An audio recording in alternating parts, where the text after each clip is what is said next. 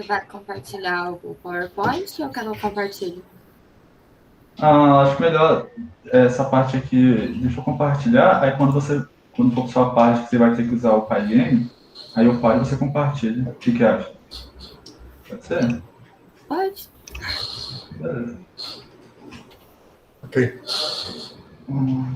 Tá. Bom, então vamos lá. Só para registrar, a primeira dupla que vai apresentar aqui é o Francisco e a Dora. Então, vai lá, fiquem à vontade.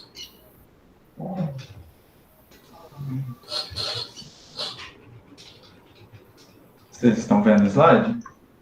Sim. Beleza. Boa tarde. A Dora e eu, a gente vai apresentar o projeto do Jogo da Vida. Eu vou falar um pouco sobre a história e as aplicações que tem, e a Dora vai falar um pouco sobre as regras e sobre o Pygame, que é o módulo do Python que a gente usou para fazer o desafio final, né, o desafio da interface gráfica. Bom, antes de falar sobre o que é o Jogo da Vida e tal, a gente tem que falar sobre dois cientistas, né, que foram essenciais tanto para a computação em si, quanto para a ideia mesmo do Jogo da Vida. A gente tem o Turing, né, que acho que a maioria que conhece, o Alan Turing, né, do filme Jogo da Imitação, e o Neumann, o John von Neumann. Esse cara aqui, ele é considerado um dos maiores gênios também que passaram aqui pela Terra. Ele foi uma criança prodígio, ele contribuiu para a física, para a matemática e para a computação, né? Para a física, eu estava vendo ele junto com o Dirac, né, na mecânica quântica, naquela parte lá da notação de Dirac e tal, ele tem os chamados axiomas de Dirac-Neumann, se não me engano. É bem interessante as contribuições que ele fez. Eu estou falando dele porque lá na década de 40, ele falava assim que um organismo vivo tinha que ser capaz de cumprir dois requisitos, que era se reproduzir e ser capaz de simular uma máquina de Turing. Bom, basicamente, assim, né, eu só sei por cima, que é um assunto meio complexo, uma máquina de Turing, quando ela foi concebida lá nos anos 30, ela é nada mais que um modelo, assim, lógico de computar funções, né, fazer cálculos, fazer algoritmos que consigam calcular. Então, para o Neumann, um ser vivo tinha que ser capaz de fazer essas duas coisas, né, conseguir fazer cálculos, né, conseguir criar algoritmos e tal, e se reproduzir. Aí, na década de 40, 50, surgiu um outro cientista, né, chamado Ulam, que com essas ideias aí do Neumann sobre ser vivo, né, estudar como que conseguimos criar máquinas de Turing, ele criou o conceito de autômato celular.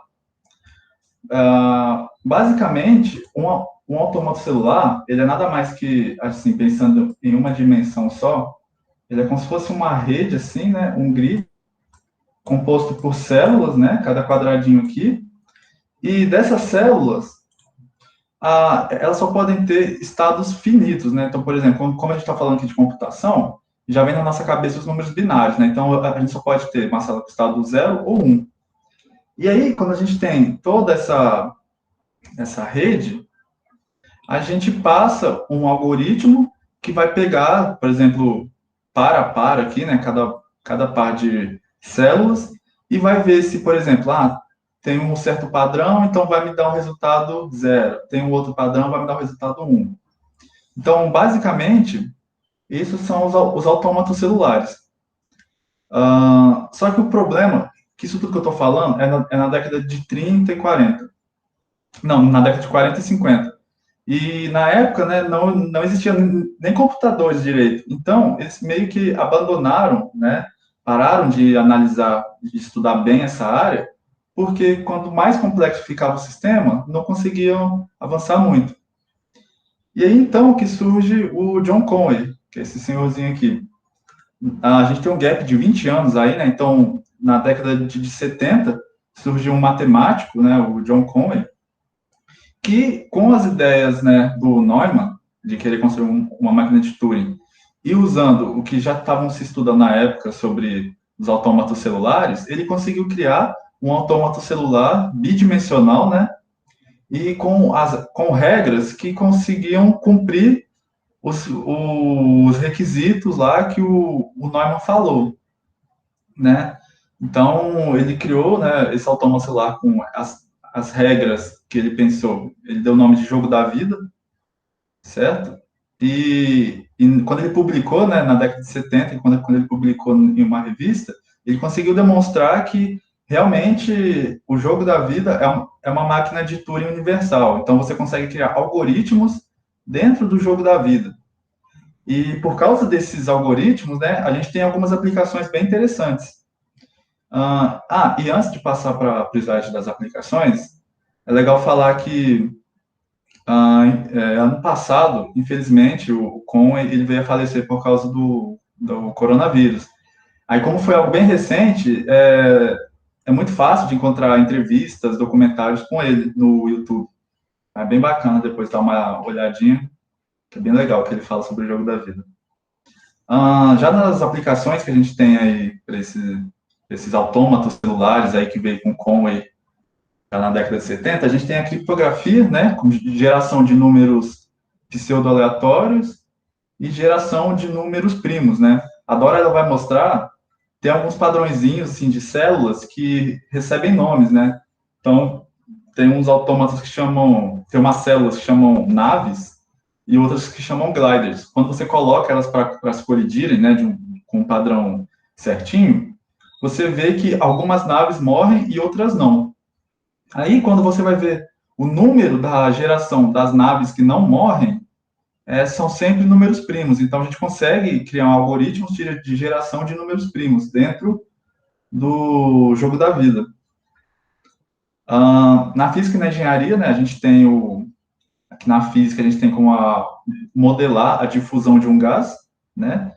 Eu vi algo também sobre aquela parte do modelo de Ising, né, que o Jefferson tinha comentado.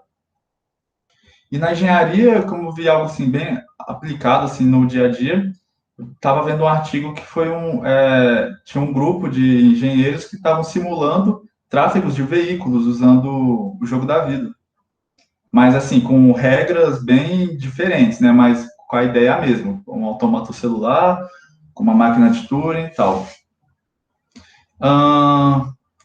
Nas epidemias, né? A gente está vivendo um exemplo agora do coronavírus.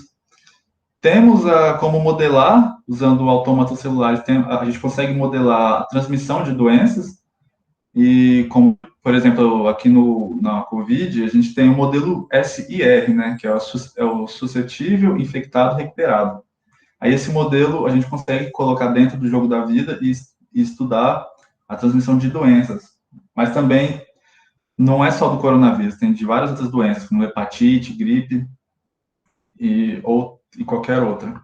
E aqui em ciclos biológicos, são basicamente dinâmica populacional, né, de certos sistemas. Então, por exemplo, a gente consegue estudar o crescimento populacional de bactérias, né, querer entender como que se comporta bactérias crescendo. Então, só desses 3 exemplos aqui, né, existem vários outros. Então, só desses 3 exemplos dá para ver que realmente só com a ideia lá dos autômatos celulares a gente consegue ter essa gama de possibilidades de onde aplicar. Aí agora vai ficar com a Dora, parte das regras. Pode continuar aqui ou você quer compartilhar você? Pode continuar aí, dá nada não. Beleza. No jogo da vida, a gente tem algumas regras que a gente tem que aplicar. Eu coloquei elas aqui nesse slide. Nos próximos eu vou exemplificar como que funciona. A primeira regra é: qualquer célula viva com menos de 2 vizinhos, ela vai morrer. Ela morre de solidão. qualquer célula viva com mais de 3 vizinhos, ela morre por superpopulação. Qualquer célula morta com exatamente 3 vizinhos vivos, ela se torna uma célula viva. E a última regra é que qualquer célula viva com 2 ou 3 vizinhos vivos continuam vivas para a próxima geração. Aí pode passar. Aí eu fiz um caso, a gente tem que as marrons escuros são as células mortas. E os quadradinhos mais claros são as células vivas. Quando a gente vai aplicar o jogo da vida, o que a gente tem que fazer é, a gente vai pegar um quadradinho e vai verificar todos os vizinhos e contar quantos estão vivos. Então, a gente tem nesse primeiro quadradinho, a gente tem que tem só um vizinho vivo. No do lado, a gente tem 3 vizinhos vivos. E assim por diante. Então, na hora que a gente for aplicar a regra, pode clicar.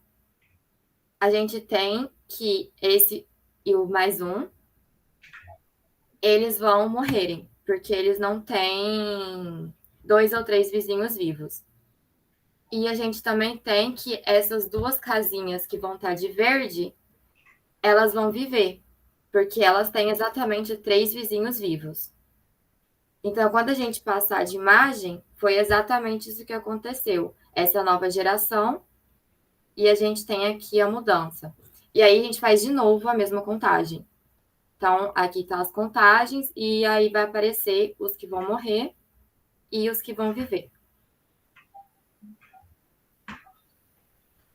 E aí passa para a terceira geração, que seria essa. E aí, de novo, a mesma coisa, e vai sempre contando infinitamente até morrer. Aí, de novo, eu coloquei mais alguns exemplos, só para tentar deixar bem claro, porque eu acho que às vezes é difícil de imaginar como é que funciona. Aí, de novo, vai aparecer os que vão morrer, que é onde tem 4, e os que vão viver, que é onde tem 3.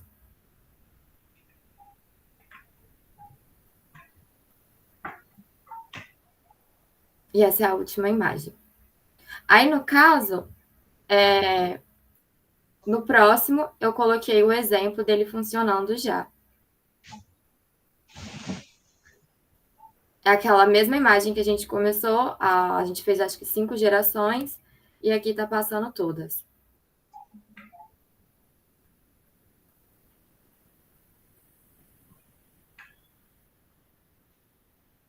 Só terminar? Ah, já passou pro outro. Tá travando. Esse é o hard die. É aqui. Ele demora bastante gerações para morrer. Aí, quando acabar, pode passar para o próximo. Uhum. A gente colocou devagarzinho para ver se conseguia ver as imagens, porque quando está muito rápido, não dá para acompanhar as imagens que vai formando.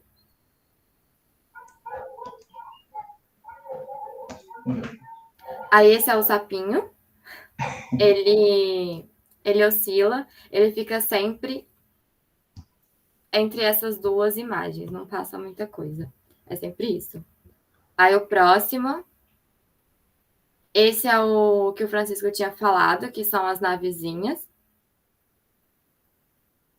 Aí vocês veem que esses quadradinhos... Ai, eu tô passando o mouse. Esses quadradinhos são os glitchers que ele falou, que é os que não se movem. Eles são sempre paradinhos. Eu acho que tem mais um, não tem ou não? Agora é do Pygame. Ah, tá. Aí no Pygame, eu decidi falar um pouquinho sobre. Foi iniciado o projeto em 2000 por Pete Shiners. Ele iniciou o desenvolvimento. Ele trabalhava com outra linguagem, que era a C, e ele descobriu o Python e essa biblioteca SDL. Porém, aí com o tempo, Mark Baker, ele continuou a implementação do SDL, dessa biblioteca, e aí denominou o PySDL, e isso inspirou o PyChiners a fazer o Pygame. Antes não tinha uma forma, utilizando Python, de ter uma interface gráfica que ficasse legal e rodasse de forma tranquila. Então, a ideia dele, quando ele começou a fazer o Pygame, foi exatamente fazer as coisas simples de maneira fácil e as coisas difíceis de maneira direta.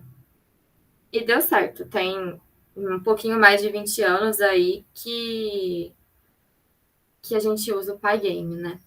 Aí você pode passar. Para exemplificar um pouquinho do Pygame, eu coloquei um código, só que esse é um exemplo bem simples que eu achei mais fácil de explicar. Algumas coisas que eu achei interessante no Pygame ele trabalha com tuplas. Então, nunca tinha visto outra biblioteca utilizar tanto tupla assim, mas ele utiliza bastante. Esse primeiro comando que a gente tem, que é o pygame.init, é onde a gente inicializa o Pygame, a gente avisa que a gente está utilizando ele. Depois, o comando pygame_display_set_mode, a gente define o tamanho da nossa tela. Então, a gente está definindo 600 por 600 pixels. No terceiro comando, apenas para colocar o nome, aquele nome que fica na guiazinha, né? E no próxima linha, a gente tem as coordenadas. O que seria isso? Como ele trabalha com pixel, a gente tem sempre que informar a casinha do pixel que a gente está utilizando. E nesse caso, ele lê como tupla. Então, a gente tem que passar como tupla. Então, a gente tem um primeiro ponto, que é 00, um segundo ponto, que é 0200. Nas próximas, eu vou explicar direitinho o que a gente está fazendo. O próximo comando é o PyGameSurface, que a gente está criando uma superfície. A gente está definindo que essa superfície tem 200 por 200. Então, a gente tem x200, y200. O outro comando é esse skin fill, que a gente define qual cor que a gente está utilizando. Ele trabalha com, eu acho que é RGB que chama, né? Red, Green, Yellow. Não. RGB. Isso. RGB, Red, Green, Blue. Eu troquei. Então, ele utiliza... Ai, gente, eu sou péssima. RGB. E no comando de baixo, a gente até comentou um pouquinho antes, é o clock, né? Que é o que vai fazer o nosso código não ficar rodando muito rápido. Aí você pode passar. Então, como é que funciona? Quando a gente está utilizando o Pygame, a gente vai criar um loop para o nosso jogo. Enquanto esse loop estiver funcionando, o nosso jogo ele está funcionando. Então, ele lê isso muito rápido. Então, se a gente não definir um tempo para ele ir um pouquinho devagar, ele vai passar as coisas e a gente não vai perceber. Nesse exemplo que eu fiz, eu coloquei só um clique para a gente dar uma olhada mesmo, porque ele recebe eventos e a gente pode pegar vários tipos de evento. Então, a gente pode ter o evento de usar o teclado, de mexer o mouse, coisas do tipo. E aí, como a gente já estava usando o de clicar no botão, a gente utilizou ele. Então, a gente inicia um for para pegar os eventos. A gente usa Pygame Event Get. E no primeiro if, a gente tem o comando de fechar, né? Para saber se a pessoa está fechando o nosso jogo, que é literalmente o botãozinho de fechar da guia. Se a gente não coloca isso, quando a gente fecha lá, meio que dá um erro. E o segundo comando é se em algum momento no jogo você clicar com o botão para baixo, né, no mouse, ele vai ter uma ação. No caso, o que eu fiz para exemplificar eu dividi a tela em 9 quadrados e cada vez que clica, um deles vai colorir. É basicamente isso. Então, a gente tem que utilizar um contador para conseguir fazer essa contagem e tal. No outro comando é esse screen fill. Porque é basicamente assim, o Pygame, ele faz os desenhos na tela. Então, se você tinha um desenho em um quadrado e agora você quer que o outro quadrado tenha um desenho, você precisa ficar limpando essa tela. E esse comando faz isso. O outro comando é só para passar as coordenadas do nosso quadrado. E esse último comando é o Bleach, que é o que vai colorir para a gente o quadrado na tela. Ah, o último comando é o display, né? E o último é o display update, que é o que faz o desenho na tela para a gente. Eu coloquei ele bem simples mesmo, só para exemplificar, porque eu acho que se a gente utilizasse o código que a gente usou no Pygame, ia ficar muito extenso. Então, a gente tem aqui os comandos principais, as funções que eu achei mais interessante de mostrar. Eu vou compartilhar minha tela e vou mostrar esse exemplo para vocês.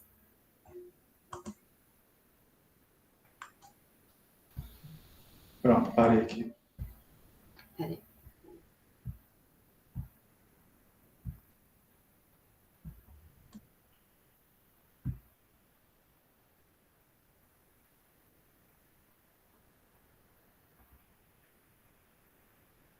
Tá aparecendo? Tá sim. Tá. Esse aqui.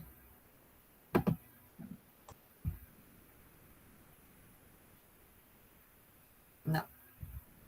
Peraí. Eu nomeei os programas errado, eu acho.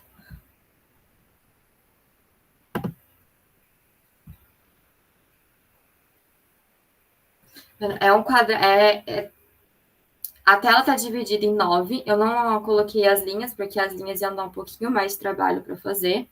Mas toda vez que eu clico na tela, ele vai alterando. Uma coisa que eu achei interessante é que quando você utiliza essa forma que eu expliquei, ele inverte o x com y. Então, aqui a gente tem as coordenadas de cada pixel inicial, onde começa o nosso quadrado, e ele vai criar uma superfície, que é o quadrado, 200 por 200.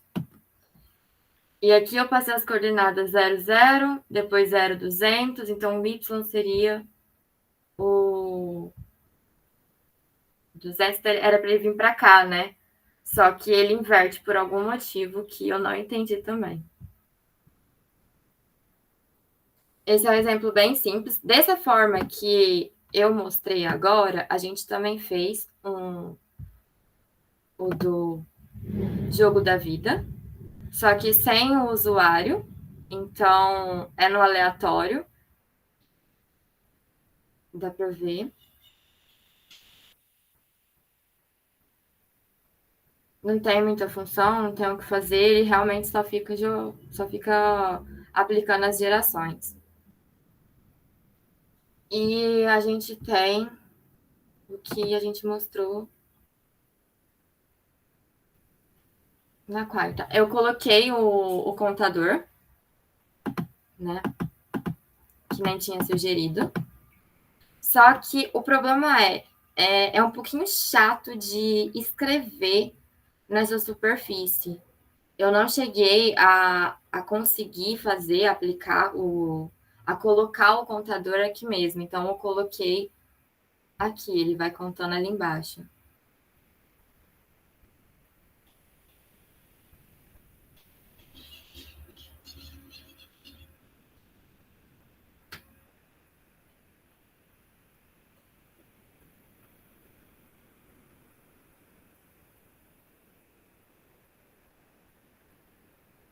E aí, quando ele para, aqui a gente para o contador também. E é isso. Se alguém tiver alguma dúvida, querer ver alguma imagem que a gente coloque. Eu acho que tá legal, obrigado pela apresentação, foi interessante, mas eu acho que faltou uma coisa, explicar o algoritmo do jogo da vida, as convoluções. Ai, é verdade. A gente esqueceu de colocar no PowerPoint. Verdade. Mas dá pra compartilhar agora, mostrar agora. Sim, explica só mostra o código aí, explica um pouquinho como é que vocês fizeram a contagem do número de vizinhos. Você quer que eu Tá. mostre aqui ou você quer colocar o seu código? Deixa eu fazer aqui porque eu fiz umas modificações nele. Acho que eu não te mandei o Ok. atualizado. Ai, cadê? Sei que a gente fez várias versões do jogo da vida. Várias mesmo.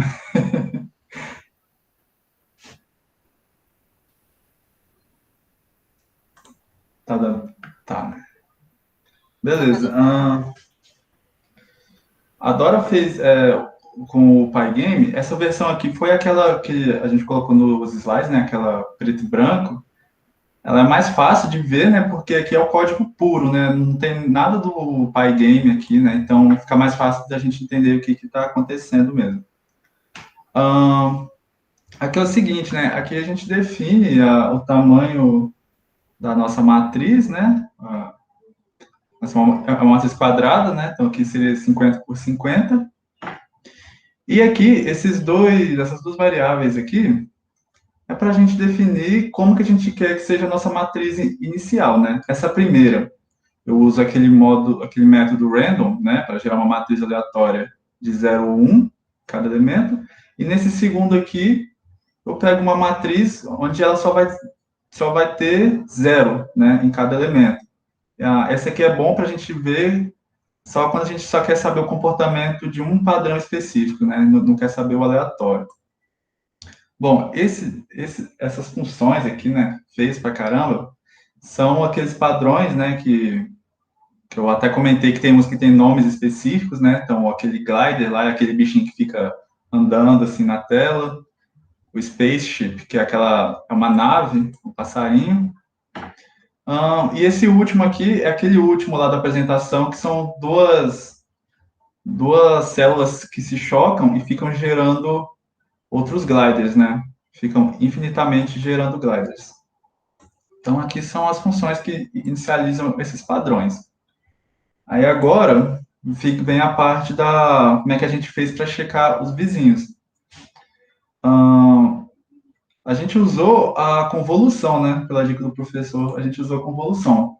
O kernel, né, que seria a matriz que a gente vai multiplicar para cada elemento da nossa matriz, do nosso mundo inicial lá, o kernel usado foi esse aqui, uma matriz quadrada, onde todo elemento é 1, menos o elemento central, que é 0.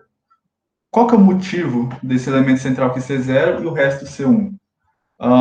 O do meio aqui, ele é 0, porque quando a gente vai fazer a convolução, a gente não quer contar que que a própria célula é vizinha dela mesma, né? Não faz sentido. E esse 1 aqui é para contar que cada célula vizinha vai ser contada somente uma vez. Então, esse é o kernel que a gente vai usar na nossa convolução. Essa linha aqui, que a gente vai inicializar, né, que nosso mundo vazio vai ter um glider GAN. Esse daqui é só para a gente salvar as imagens. Esse daqui são métodos do Matplotlib para a gente visualizar o nosso mundo, né? Não tem muito por que falar disso agora. Ok, aí aqui mesmo, só nesse for aqui, é o que está acontecendo, né? Que é onde a mágica está acontecendo mesmo. Na verdade, é só nesses dois aqui. A gente tem esse convol world, que é o resultado da convolução do nosso mundo inicial com aquele kernel, esse kernel que a gente definiu aqui em cima. Aí, quando a gente faz essa convolução, a gente vai pegar uma matriz, né? Uma matriz, e cada elemento dessa matriz vai ser o número de vizinhos da nossa matriz inicial. Aí, beleza. Aí, tá, a gente tem uma matriz agora onde cada elemento dela é a quantidade de células vizinhas, né? E agora a gente tem que gerar uma outra matriz que seria tipo o futuro, né? Ou o novo, ou a gente reatribui, né? A nossa matriz presente para ser essa nova agora, né? Essa nova matriz. E aqui é meio confuso esse jeito aqui do Python escrever, que aqui, né, a gente tem esse ou aqui, nesse operador ou, ele vai retornar um valor booleano, né? Se essa parte aqui cumprir, a nossa matriz presente, ela vai ser, naquela entrada, ela vai ser preenchida com um true, de verdadeiro. Caso não, vai ser como um false. E a razão, né, de falar assim, a entrada na matriz presente, se for 1 e o número de vizinhos for maior que 1 e menor que 4, ela cai na regra que a Dora explicou, né? Então, a célula vai ficar viva. Caso não, né, se a célula for zero, né, tiver morta, e o número de vizinhos foi igual a 3, ela vai retornar falso, né? Ela vai continuar morta. Então, isso aqui tudo a gente resumiu aquelas regras lá, como ele escreveu. E o pulo do gato, né, para a gente tirar os ifs e os fors que a gente fez no primeiro código, tá basicamente só escrever essa convolução aqui. E um outro problema que a gente encontrou, que sem usar convolução, usando só ifs e, né, os loops, era na parte da boundary, limites. Do contorno. Isso, contorno. Que a gente tinha que fazer uma divisão modular lá muito esquisita, né, que não era tão fácil assim de ver. E agora, nesse método aqui do NumPy, se a gente escreve esse valor aqui, ele já faz que a nossa convolução já entenda, né, que o nosso contorno é periódico. Então, basicamente, todo o código, né, todo o jogo da vida é só nessas duas linhas aqui. O restante, né, são métodos do matplotlib para a gente salvar as imagens. E esses dois aqui, esse for e esse método aqui, são para a gente salvar as imagens e depois fazer um GIF. Então, O código mesmo do jogo da vida, a gente utiliza 3 linhas para fazer, né? Só que o problema é o restante, é a gente visualizar. Então, tanto esse quanto o código usando o Pygame, eles ficam grandes exatamente para criar a interface para o usuário poder conseguir ver.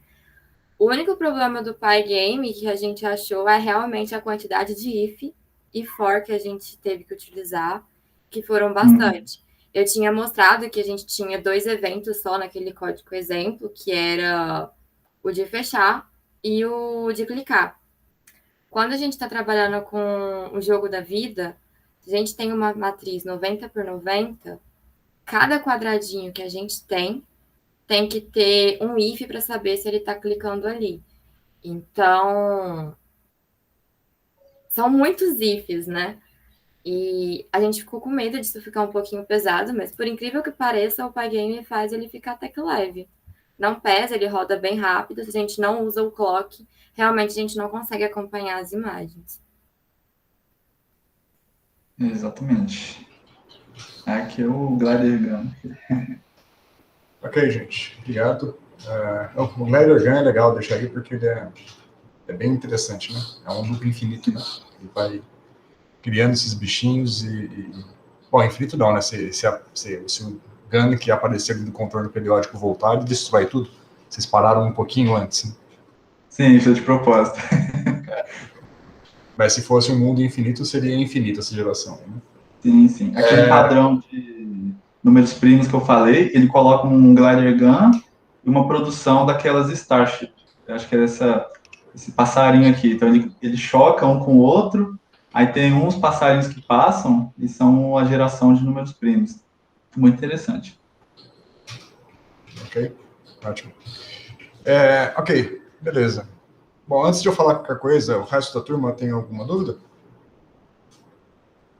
Podem ficar à vontade.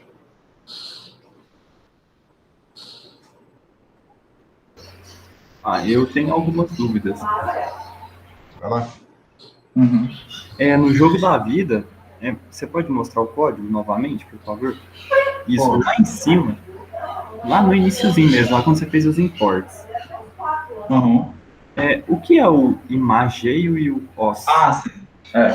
Esses dois aqui o OS, né, tem várias outras linguagens desse nome aqui, é para a gente conseguir manipular os arquivos do nosso próprio sistema operacional, né? A gente consegue criar arquivos de texto, criar GIFs e tal.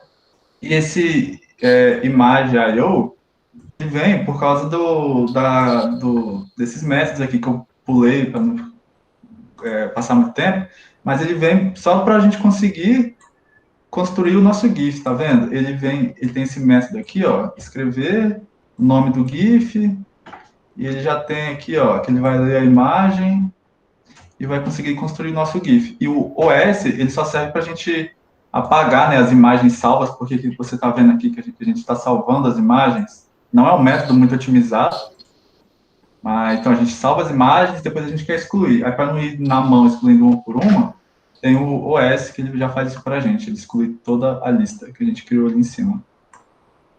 Essa lista aqui. Só completando aqui, o Image.io, o I.O. é de input e output, tá? É para escrever e ler imagens. E o OS, de Operational System, é para realmente o que o Francisco falou, para manipular arquivos do sistema operacional. Criar pastas, criar arquivos, apagar, verificar se o arquivo existe, esse tipo de coisa. Ah, saquei. Aí, uma coisa que não ficou clara para mim é vocês utilizaram o Pygame para criar uma interação, certo? Sim, desenho. Sim. Aí vocês importaram, quer dizer, como que vocês utilizaram esse código que está na tela aqui agora, lá no Pygame? A gente literalmente utilizou as 3 linhas do jogo da vida, apenas. Ah, vocês escreveram essas linhas lá no Pygame para criar, então. Você tá com o meu código aí, Francisco? Não precisa. A resposta é simples. Eu vou ajudar aqui para acelerar, porque está passando do horário. São 2 códigos independentes, velho. Esse daí eles fizeram para fazer as animações. O do Pygame, eles fizeram uma interface para que você desenhe, para você poder desenhar a figura inicial. Nesse daqui, você não desenha a figura inicial, né? Você tem que construir com as matrizes que eles definiram ali em cima. Isso. Essa aqui é uma definição mais... no código, né? Hard-coded. E a outra do Pygame é para eles poderem desenhar. Se você quiser tentar um padrão que ninguém nunca fez antes, desenhar o seu padrão lá, você desenha no Pygame à vontade. Mais fácil do que ficar escrevendo as matrizes aqui. Só isso. Ah, saquei, legal demais. No caso aqui, essas matrizes que ele desenhou seriam os padrões que a gente desenharia na mão mesmo. Isso. Cada um aqui é um quadradinho pintado. Saquei. Uma última pergunta, professor. Mesmo é 3 linhas. Uma última pergunta, sem querer estender demais, quando você faz a convolução, as regras, aquelas 4 regras que falaram lá nos slides, elas se aplicam dentro dessas convoluções? Isso não ficou claro para mim. Explica aí, gente. Você fala essa parte aqui? Isso. Esse código de vocês, em uma linha só, é muito confuso de ler. Sim. Na minha versão, eu escrevi isso daí numas... Só abrir aqui para ver, mas umas 10 linhas. 10 linhas não, umas 6 linhas. Que aí eu fui fazendo cada regra numa linha separada. Aí fica mais fácil de ler. Então, eu tinha feito algo assim também. Aí eu fui ver, assim, lá no... Acho que foi no Stack Overflow, eu acho, um cara falando que no Python tem como fazer isso. Eu não sabia, eu achei interessante. Aí funcionou e eu deixei. Escrever compacto demais, às vezes, torna o código difícil de ler. Se você tiver que voltar no seu código daqui a alguns anos para entender essa linha aí, pode ser que tenha dificuldade. Com certeza. Em várias linhas, às vezes, é melhor para legibilidade. Isso.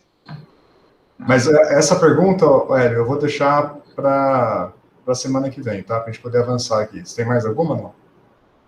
Não, é só essas mesmo. Obrigado, viu, gente? Desculpa qualquer coisa. Depois eu abro. O meu código é quase igual ao deles, nesse sentido. Aí depois eu abro o meu código que está em várias linhas e fica mais fácil de aprender a entender, tá? Beleza.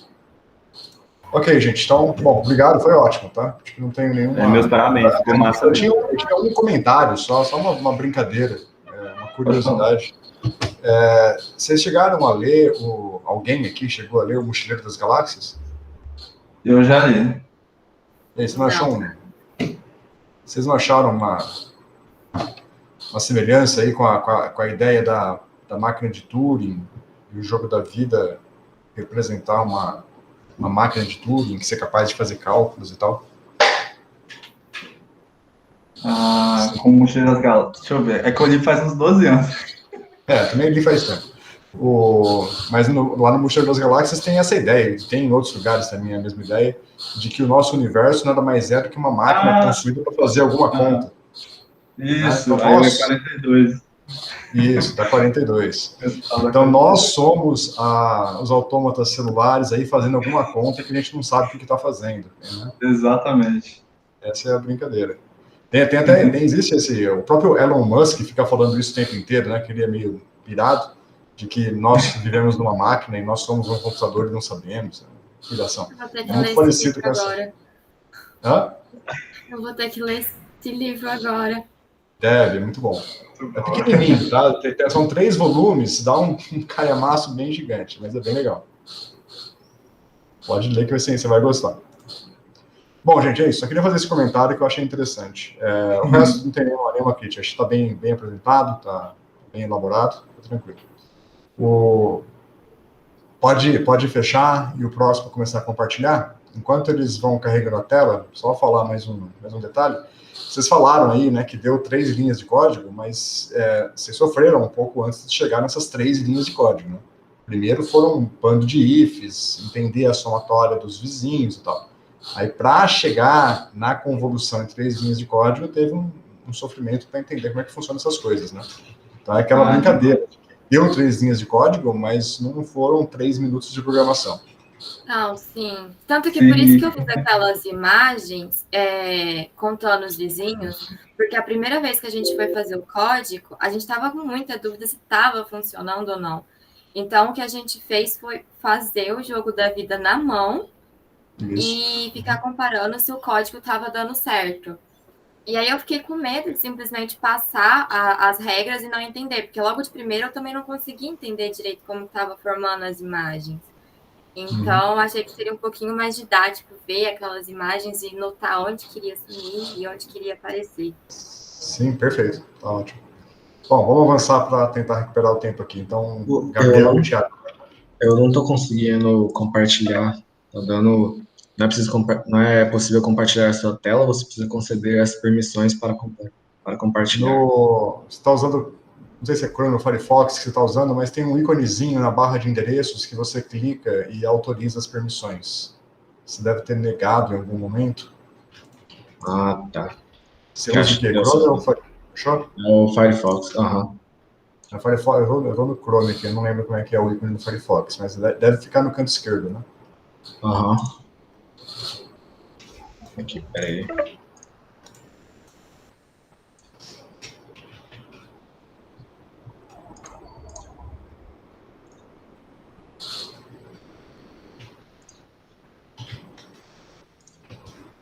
Aí tá dando para ver? Deu, carregou. Beleza. O nosso trabalho é sobre as imagens, as alterações, né, os filtros e algumas outras coisas que a gente vai ver mais depois. Vou começar aqui com a parte dos filtros. Ela, assim, teoricamente, não bem simples, não. Ela é simples de se ver, mas é um pouquinho estranha de se entender. Por exemplo, vou começar explicando o código, depois vou explicar direitinho o que faz, assim. Primeiro eu carreguei aqui a imagem, né? A gente começou com uma imagem do Adam Sandler. Isso aqui foi bem que a gente foi fazendo passo a passo mesmo, porque assim, a gente não alterou muitas coisas, mas depois eu fui usando outros exemplos. Então, o primeiro foi do Adam Sandler, esse aqui é o formato dela, né? Que as imagens do Python, elas são são matrizes que ele interpreta desse jeito. Então, aqui é esse 2, 2, 5, 303 são meio que o formato dela, assim, não sei, eu ia falar coordenadas, mas não é bem isso. Mas, enfim, aí eu comecei mudando a escala. Peraí, desculpa, deixa eu aproveitar, senão a gente vai ter que voltar aqui depois. Esses formatos, os 2 primeiros índices são os pixels da imagem. Isso. Né? As posições. posições. E o terceiro é as cores, que é o RGB, que é o vermelho, o verde e o azul. Então, aí a primeira coisa que a gente foi fazer foi mudar essa escala aqui, porque trabalhar com isso aqui, assim, dá, mas é melhor diminuir um pouquinho, pelo menos para você ver melhor os filtros sendo aplicados e tudo mais. Mas a gente testou com ela sem mudar essa escala também. Para mudar essa escala, como a imagem, bem que ele falou que são os pixels mais as cores, a gente teve que aplicar esse rescale aqui em cada um dos pixels, quer dizer, em cada uma das cores para todos os pixels. Então, por exemplo, aqui esse R-Scale é a reescala dos pixels no vermelho, aqui em verde e aqui em azul. Depois disso, a gente vai lá e junta todos eles com o NP Stack numa nova imagem. Aí aqui embaixo são as imagens, essa só com a escala mudada, e essa aqui com a escala mudada, mas também transformada em cinza, que é essa parte aqui de baixo. Que como a gente mudou ela, não meio que retirou as cores, aí eu não preciso fazer isso em cada uma delas, igual eu fiz aqui em cima. Então aqui é plotado as duas, né? Aí essa função aqui embaixo eu vou explicá-la melhor depois, que no momento não faz muito sentido. Mas, por exemplo, isso aqui, que agora a gente vai ver várias matrizes. As matrizes são meio o que determina os filtros que a gente vai usar. Cada uma delas faz uma coisa diferente com as imagens. Então, quando a gente aplica ela, a gente vai ter um resultado diferente para cada um deles. Essas aqui, essas primeiras, elas são de detecção de borda, todas essas 6. Mas cada uma delas de um jeito diferente. Então, a gente vai aplicar elas na foto do Adam Sandler e a gente vai conseguir isso daqui como resultado. Essas 6 imagens aqui, que representa cada um deles.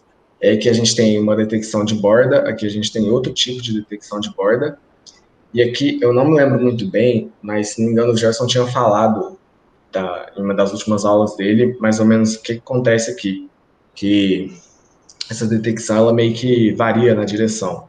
Por exemplo, cada uma dessas 4 aqui de baixo, essa terceira aqui e essas 3 de baixo, elas são basicamente a mesma matriz, mas elas estão em direções diferentes.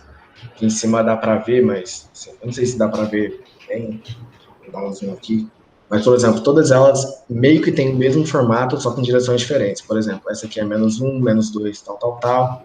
Essa aqui ela é invertida com a matriz de baixo, quer dizer, com a matriz de cima, né? Essa aqui e essa daqui são as mesmas, só que assim, trocado, invertido. E essas aqui, a mesma coisa das duas, só que meio que girado para o lado. E essa aqui também, só que para o outro lado. Então, por exemplo, como resultado a gente tem uma matriz com... Como é que eu explico isso? Por exemplo, imagina que eu tenho um relevo, né? Como se fossem essas imagens fossem um relevo. E eu pego um pincel com tinta e eu vou passar esse pincel em uma direção. E o resultado desse pincel vai ser que a tinta vai ficar presa no primeiro relevo que tocar, mas nos outros, nos adjacentes, não vai brilhar tanto assim. É basicamente isso que acontece nessas 4 imagens aqui. Nessa terceira aqui, é como se eu pegasse esse pincel e passasse de baixo para cima. Então o relevo vai pegar primeiro as partes de baixo e vai ignorar, mas não vai aparecer tão bem assim nas de cima. Nessa aqui já é o contrário, que ela começa em cima, mas aqui, ó, onde ficou forte na outra, ela não fica na mesma intensidade.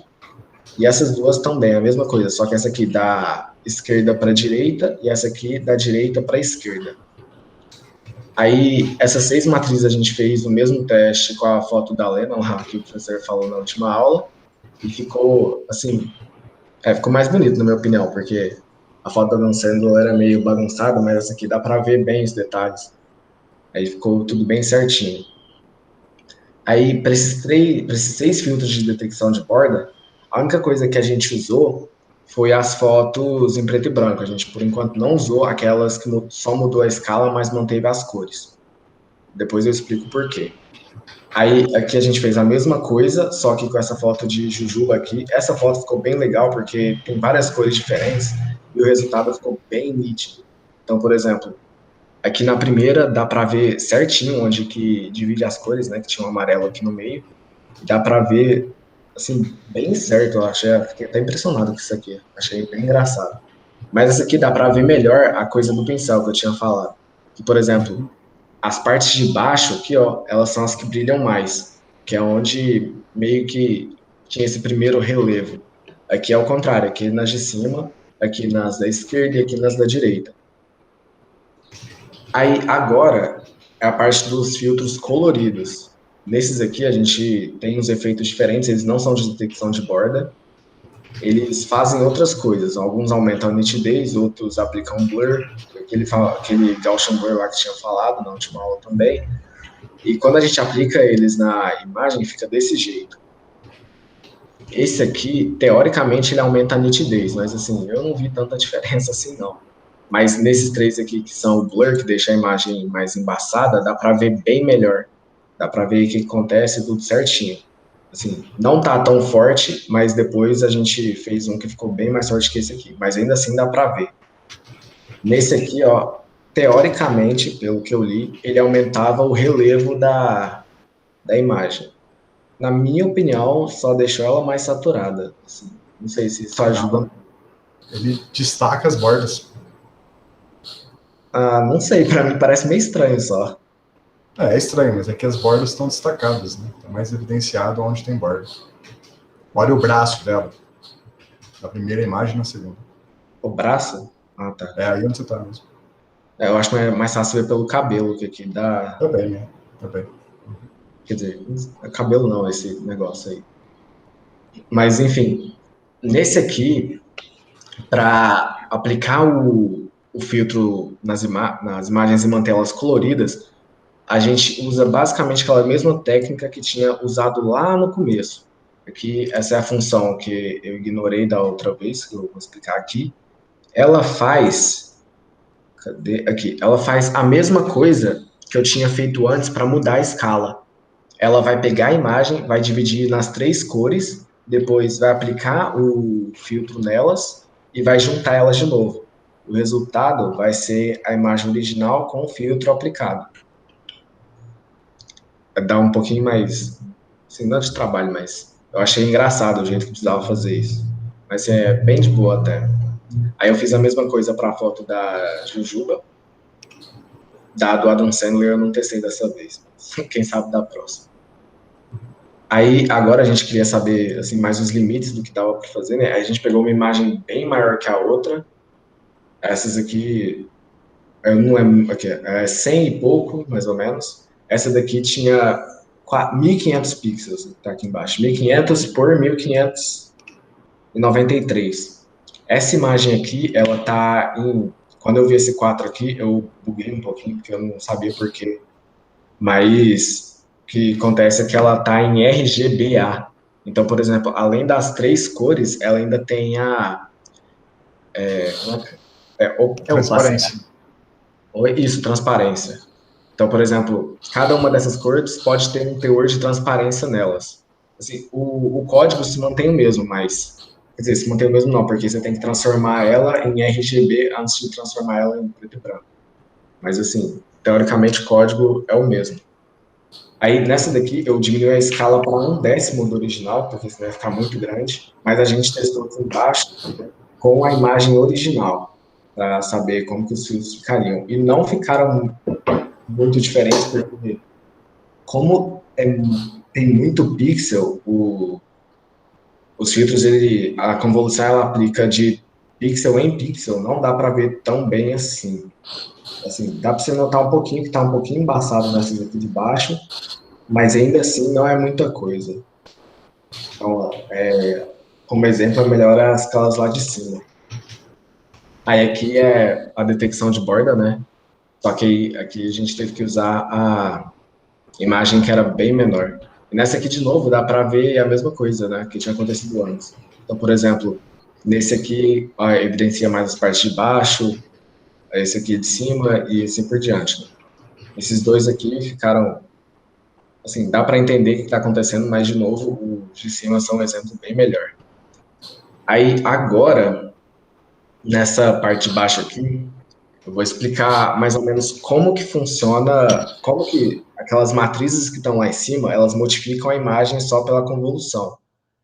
Então, para isso, eu vou dar o exemplo, né, que a gente fez o blur gaussiano, que é aquele aqui de cima, só que usando o FFT.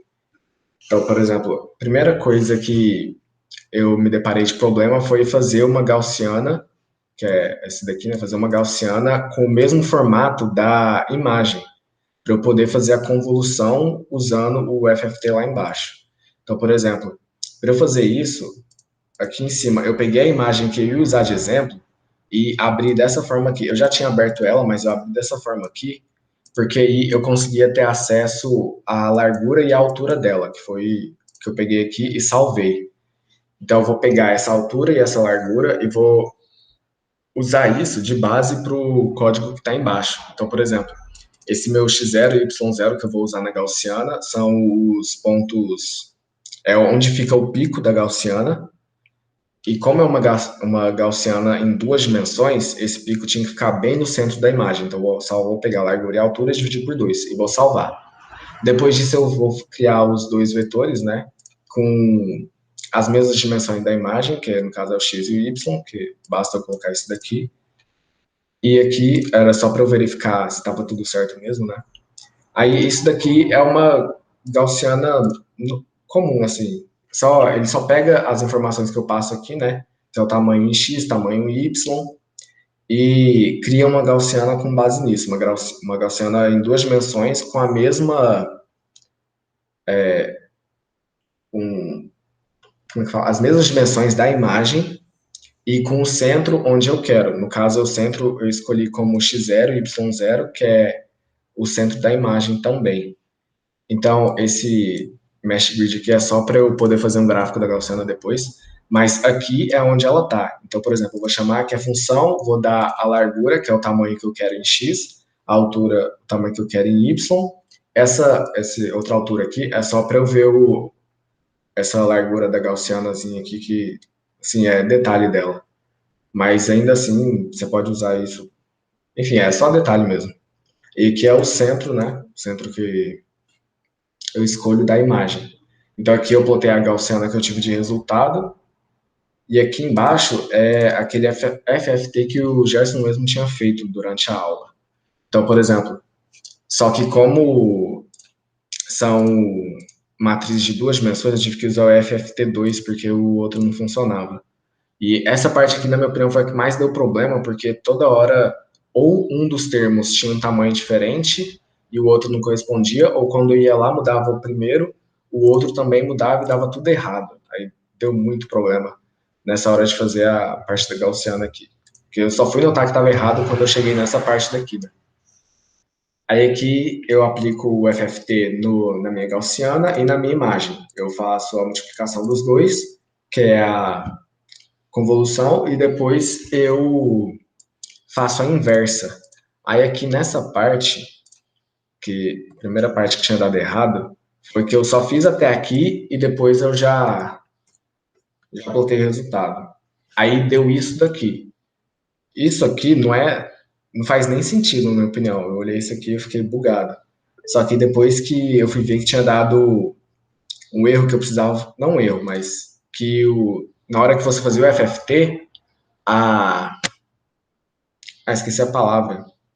O eixo K é diferente do X, porque é periódico, aí sempre dava tudo trocado, não trocado, mas dava invertido.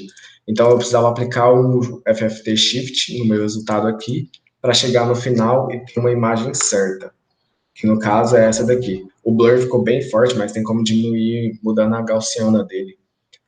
Mas enfim, esse aqui foi o nosso resultado. Agora, por exemplo, a parte da convolução, a maneira que funciona é o seguinte: ele pega a matriz que eu tenho, que no caso vai ser a minha gaussiana, e ele não multiplica, mas ele aplica em cada um dos pixels da imagem. Então, por exemplo, se eu tenho um pixel aqui, eu aplico a gaussiana, faço a convolução da gaussiana, ele vai pegar esse pixel principal, que vai ser o meu centro, e vai aplicar toda a função, vai aplicar meio que uma média dos pixels em volta desse pixel principal, uma média ponderada usando os valores da gaussiana, e depois vai juntar essa média no pixel original. Por exemplo, eu tenho um pixel aqui, né? Aí o ponto mais alto da minha gaussiana vai ser representado por esse pixel. Então eu vou pegar os pixels em volta dele e vou fazer uma média usando os valores da gaussiana. Por exemplo, os pixels logo em volta desse meu principal, eles vão ter os valores multiplicados pelos valores da gaussiana, depois eu vou pegar tudo isso e fazer uma média, como se fosse uma média ponderada mesmo.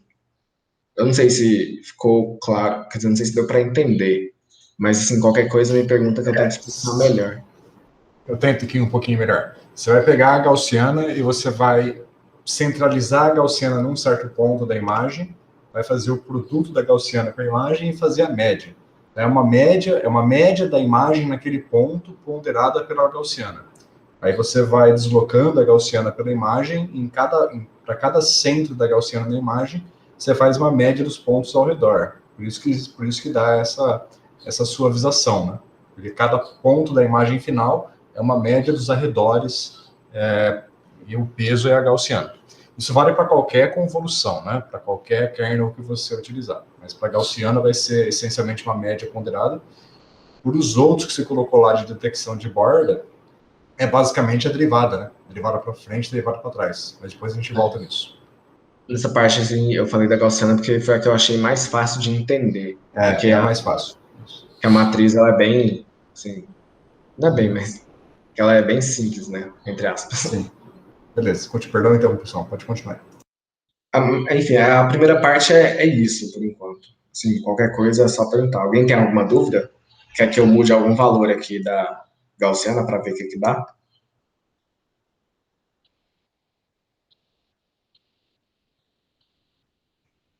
Muda um valor aí aleatório pra gente ver só como é que fica.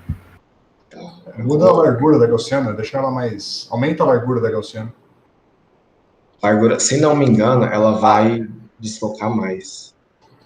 Quanto maior a largura, mais desfoca. Aqui, tava Se só você aumenta a largura, aí a média vai variar, então, por conta daquilo lá que você e o Gerson explicaram. Aqui é a minha gaussiana. Ih, ficou pouco. Vou por 4. Essa aqui é a gaussiana. Aí o resultado fica... fica assim. Quanto maior a largura, mais pontos vai ser levado em consideração na média, né? Então ele vai misturando mais a imagem. Se eu, por exemplo, pegar aqui, ó. Eu não queria... vou mudar essa parte aqui. Tirar esse 1 aqui. Opa, deu errado. Besteira. Aí. Vou diminuir essa altura aqui. Aí o meu resultado vai ficar bem mais nítido. Opa. Ou não. Esqueci de... Aqui. Agora o resultado final vai ficar assim. Se você colocar uma largura muito pequena, a gaussiana vai se aproximando de uma delta de Dirac. E aí a convolução da própria imagem original. Que é uma média de um único ponto, né? Vai fazer uma média ponderada que leva em consideração só o ponto original. Aí a imagem nova e antiga ficam iguais. Na primeira vez que eu tinha feito, eu tinha dado isso daqui, ó, mais ou menos. Foi aí que eu não entendi nada. É o domínio 0,2π menos π, só deslocamento. Aí Okay, essa primeira parte é isso. Eu vou passar para o Gabriel.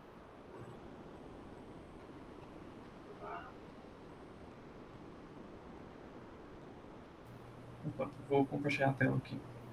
Vai lá.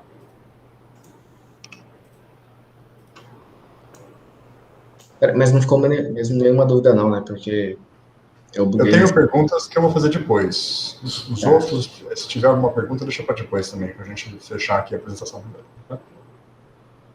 Ok. Essa segunda etapa, ela vai ser usada o pacote OpenCV, que é um pacote do Python, e acho que para instalar ele no Anaconda, pelo menos, precisa... Porque o Anaconda não vem, ele precisa ser instalado no Anaconda. Eu não sei nos outros sistemas como é que é. Mas eu uso só Anaconda. Mas enfim. Primeiro a gente vai fazer a detecção de contornos com esse pacote. Então, aqui a gente vai importar o pacote, importar a imagem. A imagem já está preto e branco, porém a gente vai colocar de novo comando para colocar em preto e branco. E aqui a gente mostra, a gente coloca esse Kane aqui, que ele faz um filtro sobre o Kennel. E depois a gente mostra a imagem, ela vai ficar assim. Essa aqui é a original, a que fica em preto e branco, e a com os contornos com o Kane.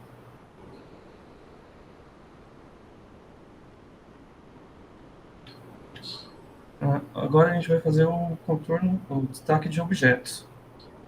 Então, para isso, a gente vai usar um pacote, um banco de dados, que é o Coco Dataset. Esse banco de dados ele é fornecido pela Microsoft e é gratuito. E tem, acho que, 70 objetos nele que ele identifica. O primeiro exemplo vai ser de um carro.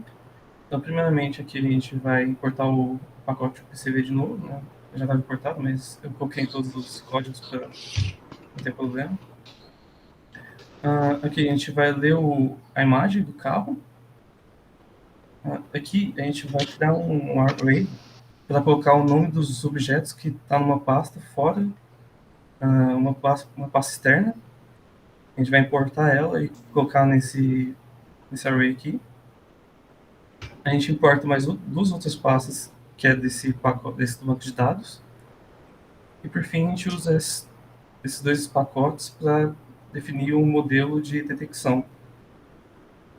Aqui são só algumas configurações de tamanho, escala. E com esse modelo de detecção, a gente detecta os arrays e fala se está igual ou não ao modelo. Aqui são os números do PSD, são números de identificação do objeto, cada objeto tem um número. E esse conf threshold aqui é um limite de detecção para objetos. Então, se por acaso ele encontrar um objeto, a gente vai usar esse for aqui para identificar, e a gente vai colocar um retângulo do lado e um textozinho falando o nome e o tamanho dele. E aqui vai mostrar a imagem, né? E fica dessa forma aqui.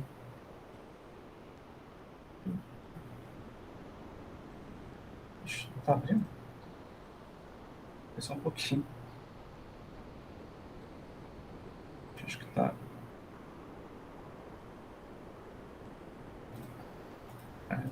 Não sei por que não tá abrindo. Deixa eu fechar.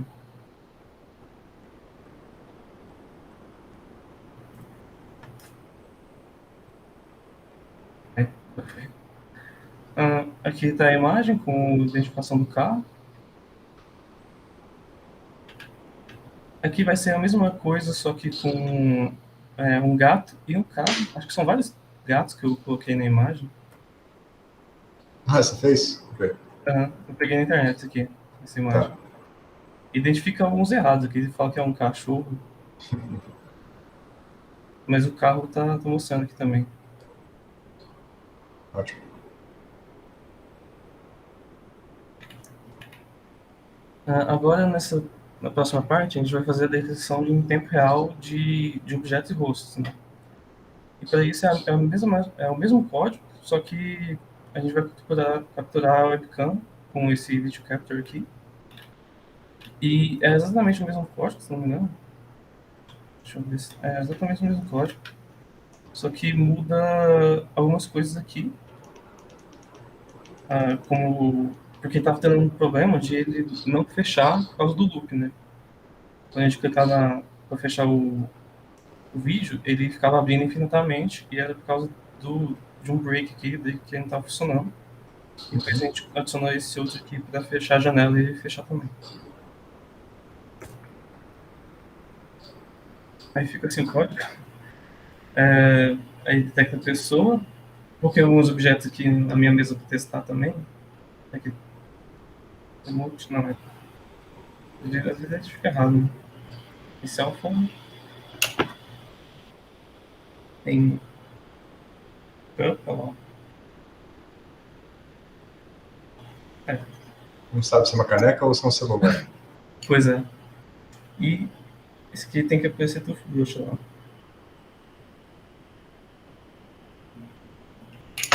É isso. Então, para a próxima etapa, a gente vai usar esse OpenCV para rastrear movimento e a gente vai usar o exemplo de um pêndulo e tentar capturar esse movimento do pêndulo e fazer em função do tempo e achar até a gravidade da Terra, né, no caso. Então aqui a gente primeiro importa as bibliotecas que a gente vai usar. Aqui é o comprimento do fio do pêndulo. Aqui a gente importa o vídeo. E aqui a gente tem o FPS também, que a gente vai ter do vídeo. Aqui são 2 frames que a gente vai usar. E a gente vai usar isso por causa que a gente vai fazer uma diferença absoluta entre eles. A gente vai ver isso mais pra frente. Aqui a gente define o tempo inicial e aqui são só alguns valores que a gente vai usar durante o código. Então, aqui são 3 funções que a gente vai usar, que a gente definiu, que é basicamente para calcular o período, aqui para calcular a gravidade, com aquela fórmula do pêndulo com o θ, o sinus de θ igual a θ, que é para pequenas oscilações, né? E aqui é só um código, uma função para colocar os textos durante o vídeo. Ok, então aqui começa o loop, né? Esse loop aqui ele vai ser para durante a câmera ligada e quando a gente tem o frame 1 esse none aqui, frame 2 também none. E a primeira coisa que esse loop faz é retornar esse número de ciclos de clock, né?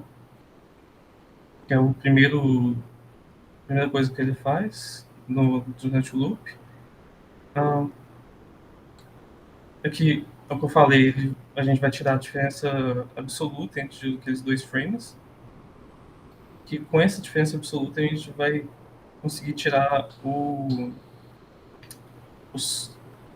é que eu posso falar? O contorno, né? Tipo, como se fosse o que a gente vai usar de referência para saber se ele está em movimento ou não. Se a gente pega um frame e o outro, a gente vai saber se ele está em movimento ou não. Então, depois a gente usa esse comando para deixar a imagem em preto e branco.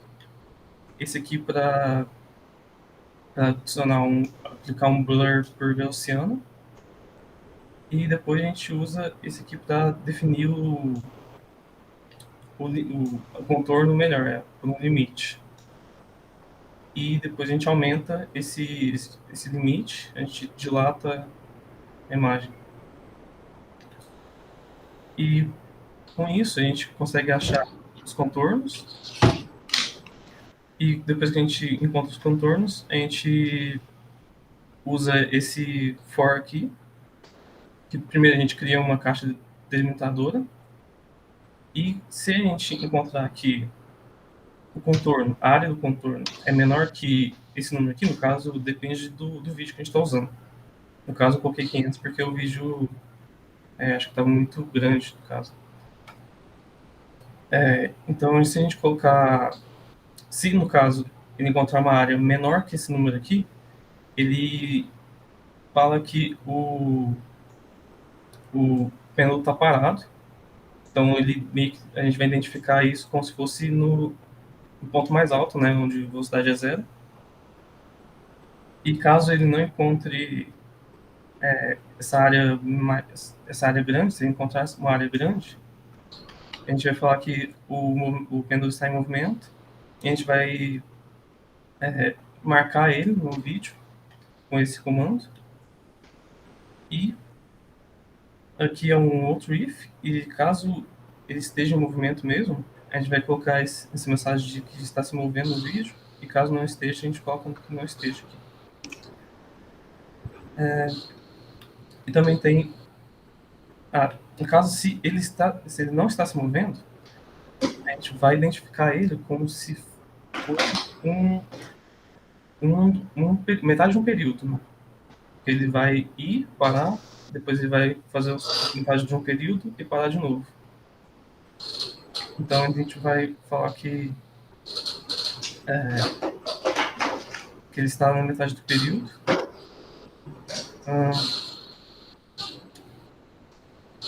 Então, se por acaso a gente tiver aquela mensagem do frame anterior, que é prev moving, que é esse aqui, se estiver true, que é se estiver se movendo, se tivesse tido movimento, esse if aqui vai continuar. E aqui a gente vai adicionar o tempo total de oscilação para essa lista.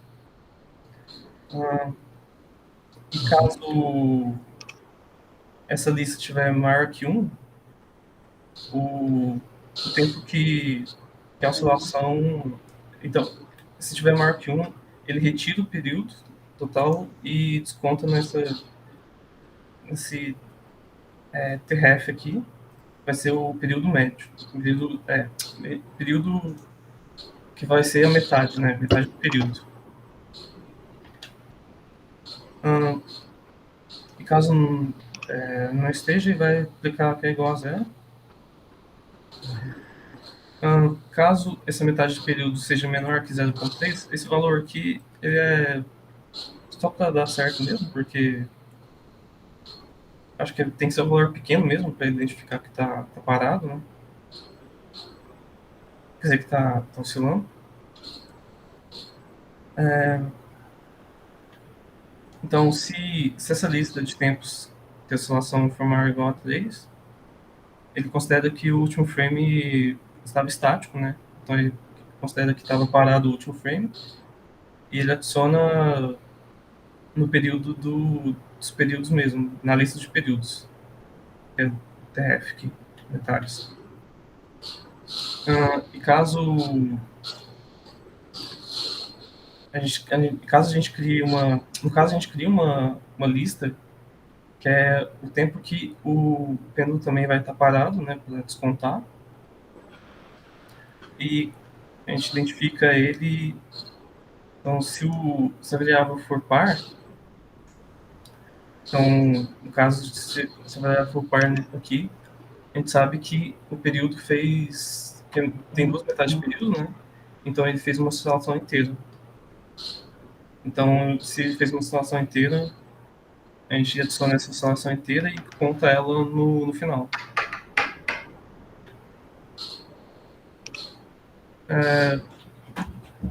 Então, nesse último if aqui, é só para adicionar essa oscilação inteira e adicionar nessa lista aqui, que é a lista dos períodos. Acho que é isso. Então, aqui é colocar os tempos só, né? Tempos de vídeo, um embaixo do outro, que quando a gente coloca a gente abre o vídeo, vai ficar... Tipo... Gabriel, deixa eu te interromper um pouquinho. Não precisa explicar o código inteiro não, senão vai demorar demais. Tá, vou pular então as partes que não importam. Então, pode ser, Deixa eu ver esse aqui, acho que também não importa. Acho que esse também importa. Não, acho que eu já acabei então, porque o resto acho que é só pra... Tá, deixa eu... Perdão. Ficar o vídeo. Eu fiz uma das alterações e agora tá dando certo o G, né? Porque antes não tava dando muito perto de 10. Lembrando que no próprio laboratório, quando vocês medem lá, não dá 9.8, né? É difícil ter precisão na medida do pêndulo. É que deu 11. Tava dando 10 mais cedo, mas de vez em quando muda um pouco. Eu dei aula de laboratório no semestre passado e a gente fez a propagação de erro do G no laboratório, e usando câmera, né? Que a gente fez tudo remoto. E se você tem uma câmera de 30 fps, detectando o G por alguma dinâmica, seja do pêndulo, seja pela queda livre, por causa do 30 FPS, você faz uma propagação de erros usando o FPS como sendo a incerteza do tempo, né? E isso dá uma margem de erro para o G de mais ou menos 2. Nossa, Então, então tá dentro do esperado. 9.8 está dentro desse 11, mais ou menos 2. acho que eu lembro de Lab 1 que acho que o G tava dando 14 no grupo, alguma coisa assim. Quando eu dei aula de lab presencialmente, com os aparelhos do laboratório, a gente conseguiu chegar bem perto de 9.8, mas tem que fazer com muito cuidado a medida. Agora, quando você faz via câmera, a margem de erro é bem grande. Uhum. Quando a gente fez também, chegou bem perto. Nossa, deu 1000 e pouco, alguma coisa assim. Pertinho. Outra coisa que a gente falou de quarta é que você falou que o FPS da câmera estava meio baixo, mas eu acho que é porque o Meet mesmo ele deixa meio travado a tela. Eu acho que é por causa disso. Tá, entendi. Porque Deve ser mesmo. eu fiz de novo do pêndulo de ferro, né? E no caso acho que vai dar perto de 10 também.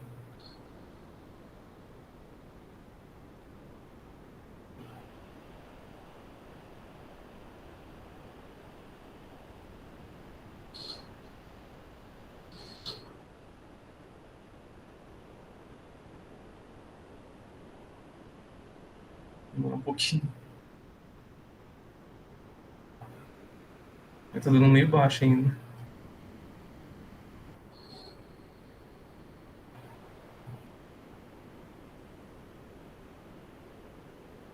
Eu não gosto muito dessa maneira de detectar o pêndulo. Depois eu vou mostrar que tem uma maneira bem mais adequada de fazer isso. Uhum.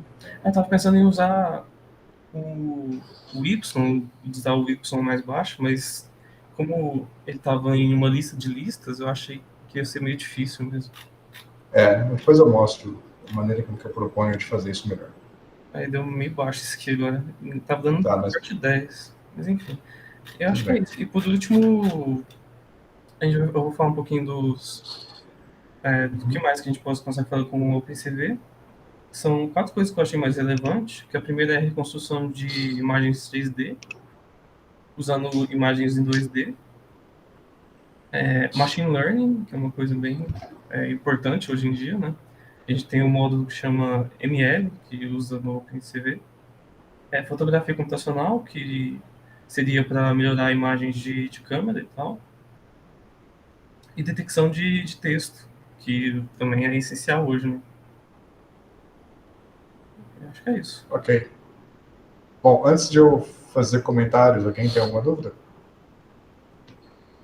Pergunta, alguma curiosidade? Fique à vontade.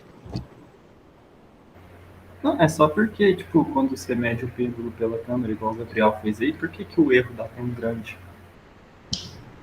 Pelo que eu falei, por causa do FPS, tem que fazer a propagação, porque é uma medida dinâmica, né? Então, a sua precisão no tempo, um instante de tempo t igual a 5 segundos, tem uma incerteza instrumental. E a incerteza instrumental é o intervalo de tempo entre os frames. Então, se você está rodando a 30 FPS, a sua incerteza no tempo é 1 sobre 30 segundos. Que não parece ser muita coisa, mas se você faz a propagação de erro da expressão, eu fiz no semestre passado, a propagação de erro te diz que a incerteza da gravidade é mais ou menos 2 metros por segundo ao quadrado. Então não é uma limitação do código em si, é uma limitação do aparelho. Da câmera. Os meus alunos no curso de Lab semestre passado, um grupo tinha celular que filmava a 120 frames por segundo. O resultado foi muito melhor. Saquei. Eu pensei em filmar de novo, mas ia dar muito trabalho, porque eu demorei muito para filmar esses vídeos. E toda vez que eu filmava, ou pegava a sombra embaixo, ou tava ruim o foco. Sim, não. Nossa, é muito difícil. Mas tudo bem, depois eu vou mostrar uma técnica melhor e depois você testa. Uhum. Bom, eu tenho umas perguntas aqui, mas mais na parte do que o Thiago estava falando. Não precisa nem trocar de tela, não, pode ser só com palavras.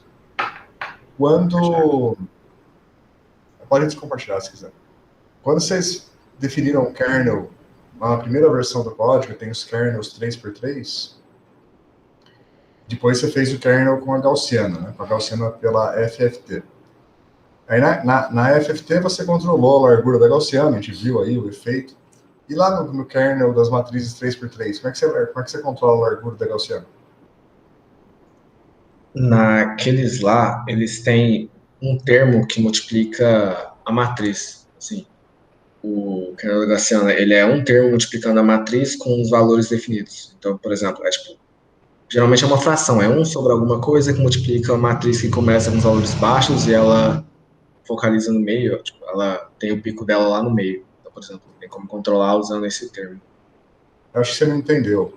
Quando você construiu a matriz 3x3 para definir o blur, isso fez o blur, mas fez um blur fino, né? Se eu quisesse fazer um blur mais, tipo aquele último que você fez, que borrou a imagem inteira, mas com o primeiro método do Convolve 2D. Tá. Então, por exemplo, naquele último lá, o que mudou foi que a gaussiana, ela aumentou. Então, tipo, os pontos em volta, eles também aumentaram de tamanho, não só o ponto principal. Naquela matriz 3x3, eu posso pegar os pontos que não são os do meio e posso aumentar também o valor deles um pouco. Não. Isso não vai ajudar, não. Não teria um resultado melhor, não? Porque... Não vai. Se você multiplicar a matriz por um valor, depois quando você renormaliza a imagem, vai voltar ao normal. Não multiplicar, mas, por exemplo, manter o valor central o mesmo e aumentar um pouco os laterais. Sim, um pouco, sim. Você tem algum ganho, você vai ter. Mas melhor, o que você poderia fazer além disso para melhorar? Tem ideia?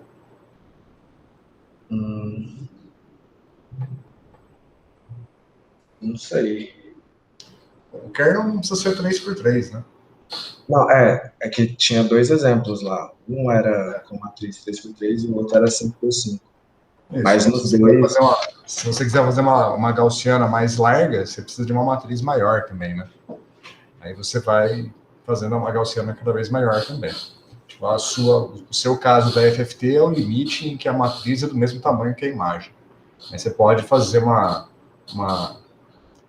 um kernel com tamanho, sei lá, 20 por 20 e definir uma gaussiana ali dentro com uma largura que você consegue controlar, né? Dentro do kernel. E aí você consegue controlar um pouco mais a largura da gaussiana. Ok. Uma outra coisa é que lá na sua função de criar a gaussiana, quando você for fazer o FFT, eu não gostei daquela função, não. Tem 2 loops lá que são desnecessários. Você fez um loop em x e y para construir aquilo, é feio demais. É porque, primeiro, eu tinha uma função que ela criava uma gaussiana quadrada. Só que o problema é que nem sempre a imagem que eu usava era quadrada. Aquela foi o método que eu achei para... Não precisa daquele loop lá, não. Depois, na linha de baixo, você usou o Mesh Grid, que é a sacada para não ter que fazer aquilo. Porque o Mesh Grid te retorna o x e o y como matrizes, né? Aí era só você calcular a exponencial daquele x, do x maiúsculo ao quadrado e do y maiúsculo ao quadrado. Evitava aqueles loops. Peraí, fala de novo essa parte da exponencial. Depois da função que calcula a gaussiana, você usou o Mesh Grid para pegar um vetor x, um vetor y e transformar numa matriz x maiúsculo e y maiúsculo, né? Isso. Então, se você calcular a exponencial de menos x ao quadrado, vezes a exponencial de menos y ao quadrado, ele já vai fazer a gaussiana 2D automaticamente para você. Tem que deslocar o centro e tal, mas... Entendi. É por ali. Então, o segredo para evitar aqueles 2 loops é usar o x e o y do Mesh Grid. Depois dá uma olhada aí, ver se você consegue fazer, tá? Pra entender como é que funciona. Beleza, gente, eu vou passar para frente pra gente... Bom, são 6h22 já, né? O Hélio e o Jason, quanto tempo você acha que vocês precisam? Você acha que em 20 minutos vocês conseguem apresentar? Acho que sim, professor. Eu consigo ser direto em alguns pontos, assim. Acho que 20 minutos dá. Eu acho. Você também acha? Acho que dá sim. Acho que 20 minutos dá. Tá, então vamos lá, vamos partir de vocês, aí os comentários mais gerais eu faço na semana que vem. Eu vou tentar ser mais direto, então. Tentar. Tá. compartilhar minha Beleza. tela aqui. Só fazer um negócio. Bom, obrigado, Thiago e Gabriel. Depois eu converso mais para a gente poder fechar as 3 apresentações hoje. Daí na semana que vem algum comentário extra eu deixo para a semana que vem, tá? Para a gente fechar a aula aqui sem atrasamento. Beleza. Vocês estão vendo minha tela certinho? Sim. Só ocultar aqui. Bom, boa noite, gente. Eu e Hélio, a gente ficou com o projeto das órbitas planetárias. O que foi nosso objetivo?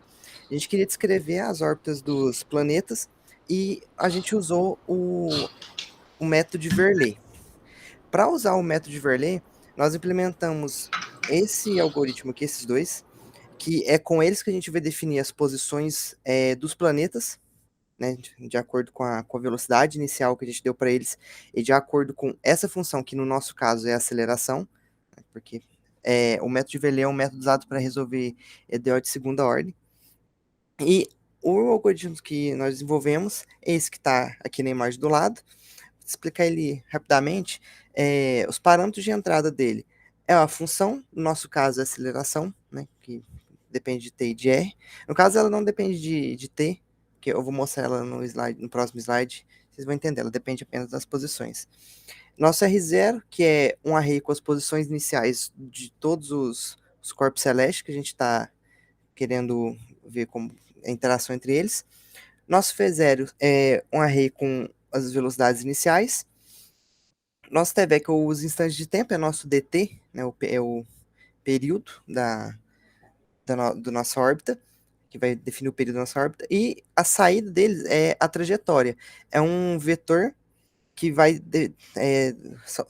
retornar as posições dos planetas de acordo com o nosso DT e de acordo com o nosso R1, que já é a posição 1, que já é dada antes da gente fazer esse for aqui, que ele vai pegar todas as nossas informações, e já que a gente criou um vetor com esse shape aqui, que ele varia de acordo com a quantidade de DT e o tamanho das nossas condições iniciais, ele vai ficar gerando esses valores para esses DTs e vai retornar para a gente todas as posições dos planetas para cada DT. E beleza, para a gente fazer esse algoritmo, a gente primeiro precisa definir essa função que é a aceleração. E como que a gente obtém essa aceleração? A gente utilizou a lei de gravitação universal de Newton. E esse aqui é um exemplo para Terra e Sol. Como que a gente fez? A gente pegou a lei universal de gravitação e nós consideramos o Sol na posição 00 parado entre aspas. Por que a gente considerou isso? O Sol, como a massa dele é muito maior do que qualquer planeta do nosso sistema solar, o planeta não influencia muito na movimentação do Sol e na órbita dele. Então, a gente é uma condição inicial interessante e que lembra muito a realidade, né? Que o Sol não tem tanta influência dos planetas que orbitam ele. Então, nós isolamos a aceleração para componente X e para componente Y. E qual que é a nossa função? Essa aceleração, a gente fez uma aceleração para cada sistema que a gente queria analisar. Vocês vão ver para frente quais são esses sistemas. O que entra nela? O T, que é o instante de tempo. O R, que nesse caso é um vetor de 2 componentes, porque como o Sol está parado, a gente não precisa adicionar eles, porque a posição dele é 0, 0. Aqui é Sol da Terra, que é 2 componentes. As massas, né, dos planetas e do Sol. E a saída dele são as acelerações, tanto em X quanto em Y. Ele retorna um vetor com as acelerações. O G é a nossa constante gravitacional. A nossa distância, esse D é 1,3, distância da Terra ao Sol. E as acelerações, né, de acordo com a equação que nós desenvolvemos. Aqui foi os resultados que a gente teve. A gente fez para a Terra. A gente considerou um resultado bom, porque a Terra ela tem uma órbita bem, lembra bem uma circunferência. Essa aqui é a da Terra, Lua e Sol. Lembrando que para obter esse resultado, a gente multiplicou a massa da Terra por um fator F ao quadrado. No caso, o F que eu utilizei foi 50. E a distância da Lua à Terra por um fator 50, para a gente obter esse resultado. Lembrando que os nossos períodos tá tudo em dias, né? No caso, esse aqui é para 365,3 dias. Para Terra, Júpiter e Sol, a gente utilizou o mesmo raciocínio. A diferença é que na aceleração tem a influência de Júpiter e Terra, do Sol na Terra, de Sol no Júpiter e de Júpiter com a Terra. E o que a gente fez para esse plot, que eu achei muito interessante, a gente foi modificando a massa de Júpiter. Esse primeiro aqui é para a massa normal. Lembrando que, eu não falei isso antes, a gente considerou a massa do Sol igual a 1 e fez as proporções para as outras massas.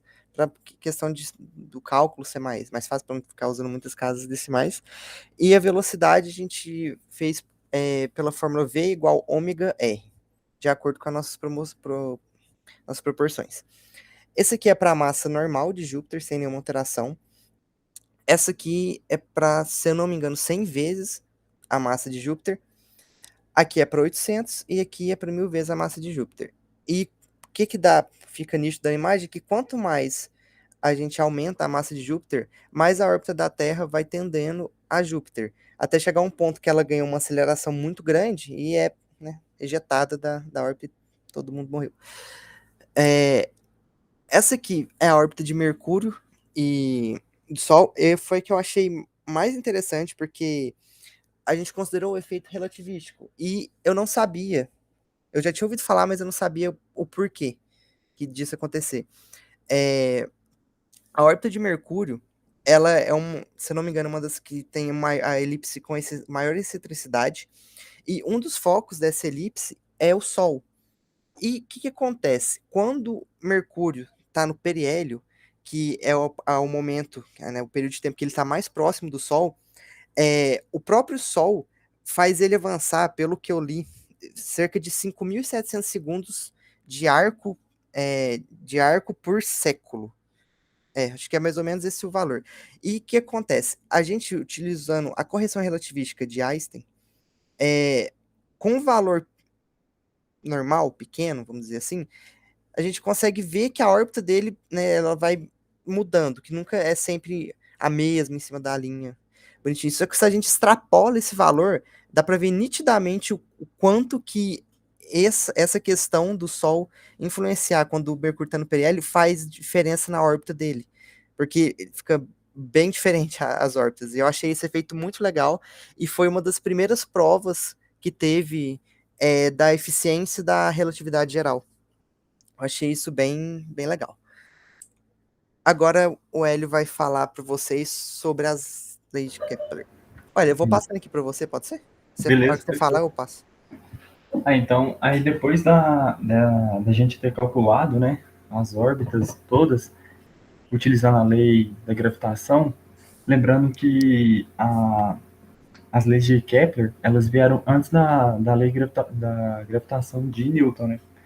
Então, com a lei da gravitação geral de Newton, a gente conseguiu ter a comprovação das 3 leis de Kepler, né? Onde a primeira lei de Kepler é que as órbitas dos planetas, elas são todas elípticas, né? Umas com maior excentricidade, outras com menor excentricidade, como a gente vai ver no slide seguinte.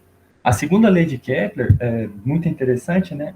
Ela nos diz que a taxa de variação da área pelo tempo, da área varrida, né, que o planeta percorre num dado instante de tempo, ela vai ser uma constante. Ou seja, se a gente determina 2 instantes de tempo, a gente vai obter uma área que o planeta percorreu, né, um arco que o planeta percorreu. Depois, a gente, pelos mesmos 2 instantes de tempo, em um outro momento, a gente vai ter a mesma área percorrida, vão ser constantes. Então, o DADT vai ser uma constante, que no caso aqui eu escrevi como gama. E a terceira lei de Kepler, que é a lei dos períodos, né? Onde a gente vai ter que o quadrado do período sobre o cubo do comprimento do raio, ela também será uma constante, que eles também consideram como a lei da harmônica, da harmonia entre os períodos. Isso. E aí a gente tem a primeira lei. A primeira lei, como o Jason já mostrou lá, é a lei das órbitas elípticas.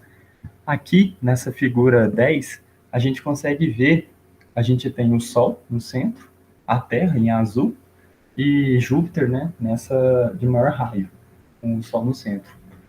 A gente vai ver que é uma circunferência, mas por que a gente pode aproximar uma circunferência? Justamente pela excentricidade em que se encontra a Terra e Júpiter com relação ao Sol. Como a excentricidade ela é muito pequena, ela é próxima a zero, e quando a gente tem o período, né, lembrando lá de geometria analítica, nas cônicas e tudo mais, como a nossa excentricidade ela aproxima a zero, a gente pode aproximar essa curva a uma circunferência. Então, é uma boa aproximação a uma circunferência. E aqui eu coloquei os valores a gente colocou os valores das excentricidades de Júpiter e da Terra. É engraçado que da Terra a excentricidade ainda é um pouco menor que a de Júpiter, né? E isso já não acontece, já não seria uma boa aproximação no caso de Mercúrio. Em Mercúrio, como o Geice explicou legal, a gente tem ele é muito próximo do Sol, o primeiro planeta próximo ao Sol. Então, na sua região de periélio, se não me engano, isso na região de periélio, ele sofre uma influência muito grande do Sol, avançando cerca de 5.700 segundos por século, de arco por século. Então, isso aumenta a excentricidade, o que deixa bem nítido e evidente a órbita elíptica, né? Comprovando, assim, mais uma vez, a primeira lei de Kepler. Então, na segunda lei, pode passar, isso, é a lei das áreas. A lei das áreas, como a gente já falou, ela afirma que a taxa de variação diária pelo tempo é uma constante. E aqui nós colocamos esses gráficos de forma que a gente consegue ver a oscilação em torno como é que fala? Do valor constante que elas deveriam ser. Na figura 7, a gente vê que a área ela vai convergindo próximo a um valor de 0,497 em unidades astronômicas, que é a taxa da Terra, né, de área varrida pela Terra. Isso dentro dos valores que nós consideramos, das proporções que nós consideramos, ela vai batendo ok, vai gerando uma constante. Já no caso de Júpiter e de Mercúrio, em Júpiter a gente tem uma oscilação um pouco maior e de Mercúrio também, mas elas vão oscilando em torno de um valor constante que também tinha batido com as nossas contas. Aí na terceira lei, isso, que é a lei dos períodos, né? A razão do quadrado dos períodos pelo cubo do raio do planeta ao Sol serão iguais para qualquer órbita. Então, a gente tem que as constantes que bateram, né? O valor da razão, as constantes se deram próximas, com exceção, sim, né? Com uma margem de erro maior para Mercúrio, justamente por conta da correção relativística que o Geice explicou lá em cima. E a gente consegue ver e mostrar mais uma vez a comprovação de mais uma lei, né, de Kepler, a terceira lei. E o que é curioso, Kepler ele só conseguiu chegar à sua terceira lei e comprová-la, né, mostrá-la, a terceira lei, quer dizer, 10 anos depois que ele havia formulado a primeira e a segunda. Isso é um fato curioso também. E por fim, é isso. Obrigado a todos pela atenção. Aí, se vocês tiverem alguma dúvida, alguma pergunta, comentário. A parte que mais me deixou intrigado foi essa da segunda lei de Mercúrio, porque ficou um pouco longe do valor real. A de Júpiter da Terra é legal, mas a de Mercúrio ficou bem... Qual que é o valor real de Júpiter de Mercúrio? Ai, pro nosso cálculo, eu tinha anotado aqui no meu celular que eu não lembro de cabeça. A de Mercúrio, Mercúrio eu lembro que ficou longe. É 0,02, alguma coisa assim. 0,02. Agora a de Júpiter era 0,500 e alguma coisinha assim. Sim, tá. Ok. Alguém tem algum comentário, alguma pergunta antes de eu falar sobre isso?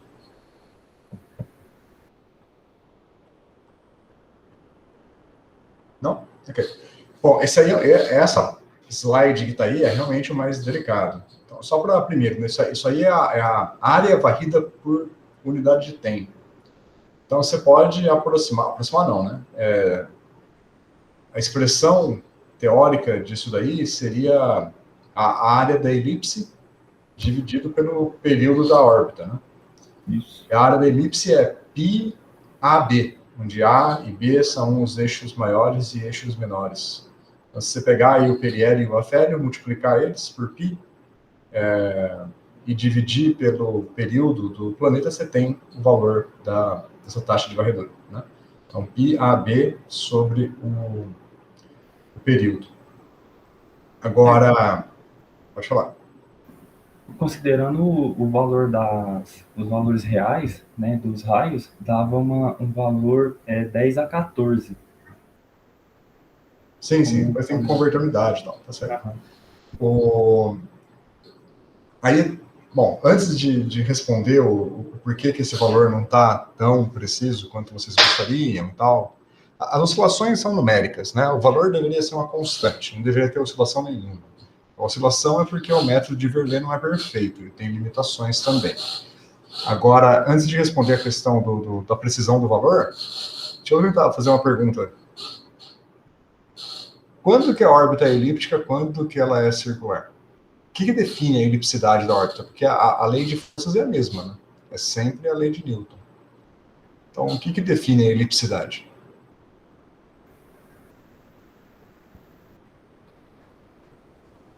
Eu não sei se eu entendi bem a sua pergunta, professor.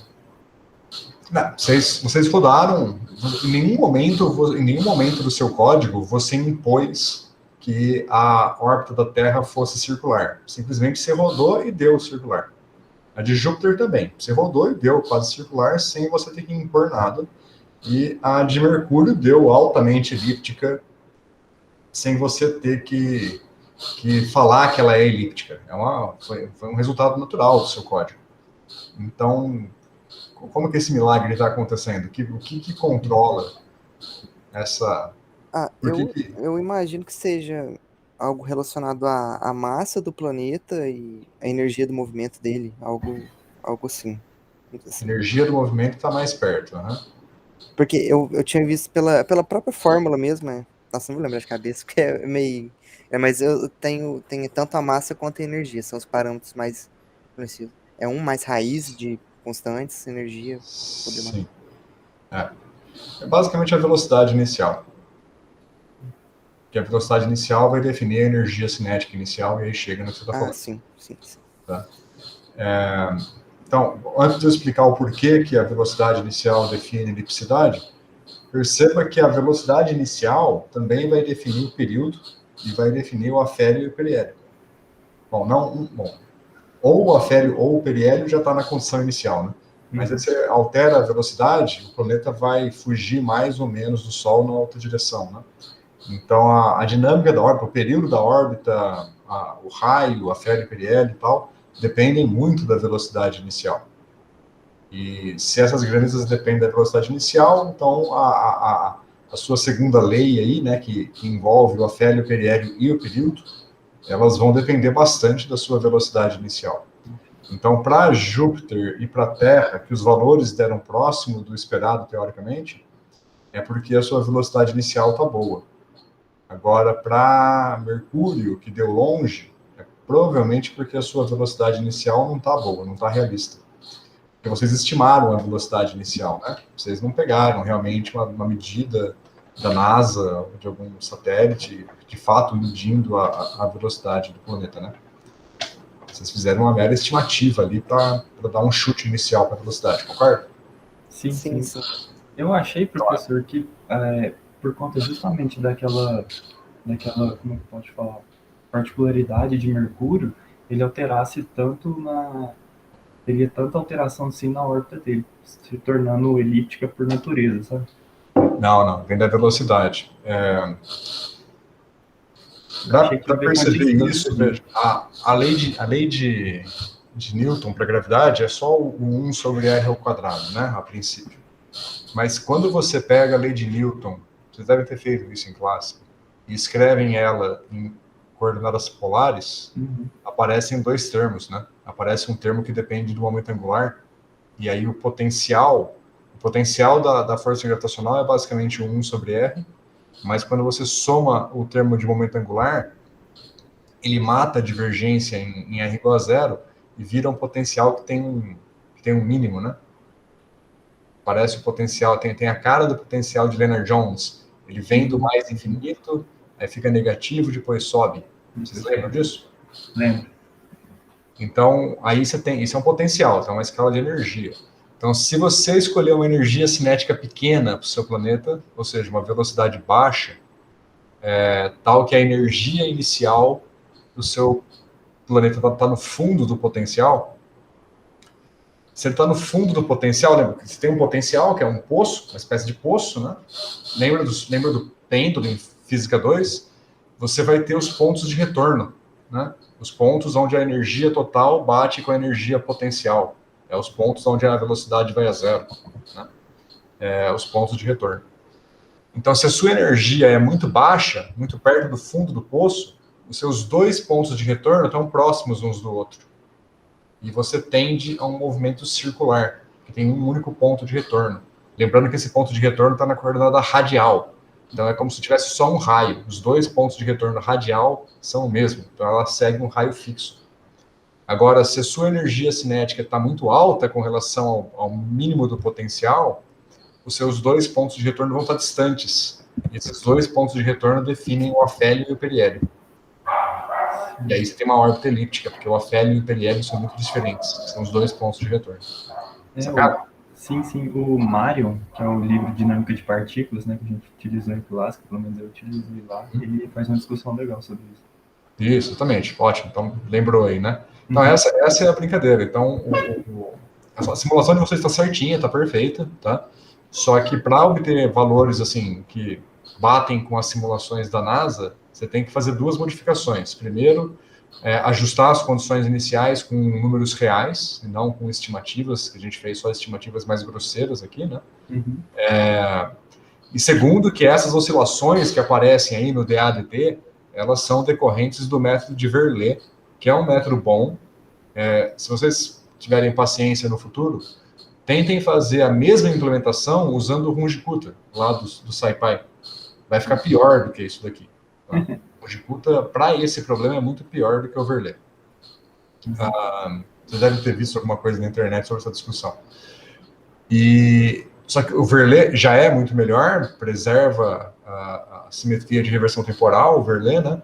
Preserva as normas também, só que é um método de segunda ordem.